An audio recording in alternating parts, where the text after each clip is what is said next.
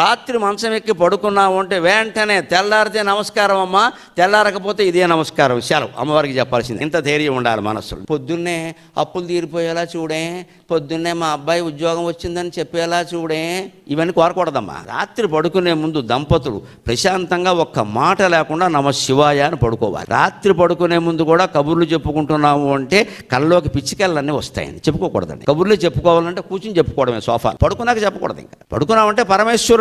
నేను మంచం మీద పడుకోగానే నేను చెప్పుకునే పద్యం ఇది. ఎప్పుడో ఒకసారి అనుకున్నా, ఒకసారి నడుము వాల్చిన ఇక సర్వస్వము భవాని ఏ జగు, ఈ లౌకిక వాంగ్మయ సర్వస్వంబు ఒకసారిగా నడుము వాల్సును ఆమెయుడిన్. ఒక్కసారి నడుము వాల్చాము అంటే సర్వస్వము అమ్మవారే. ఈ లౌకిక జీవితం మొత్తం ఆవిడ ఒళ్ళో పడుకోవాలి, మనకు సంబంధం లేదు. తెల్లారు లేస్తే ఏం చేయాలో అది చేస్తాం, లేకపోతే ఊరుకుంటాం, సుఖం అయిపోయింది.